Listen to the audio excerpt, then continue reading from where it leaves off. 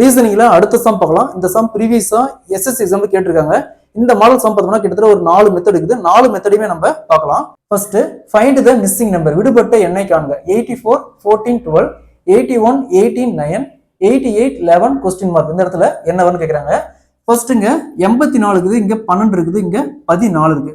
இந்த கொஸ்டின்ல என்ன டெக்னிக் யூஸ் பண்ணிருக்காங்கன்னா, ஃபர்ஸ்ட் இங்க 84 வகுத்தல் இந்த 12, 84 12 வகுத்தமா 7 இன்ட்டு 2 = 14.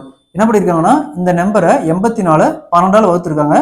12ஆல வகுத்து வரக்கூடிய எண்ணை 2ஆல பெருக்கிருக்காங்க. ஸோ அதே மாதிரி இங்க பாருங்க, இங்க 81 இருக்குது, 9 இருக்குது, 18 இருக்குது. 81 வகுத்தல் 9. So 81 9ஆல வகுத்துமா 9 into 2 = 18. அந்த 18 தான் இந்த இடத்துல போட்டுருக்காங்க. இந்த சேம் டெக்னிக்கை நம்ம இங்க அப்ளை பண்ணா இங்க என்ன இருக்கு, 88 வகுத்தல் 11. 88 வகுத்தல் 11. 88 11 கேன்சல் பண்ணா 8.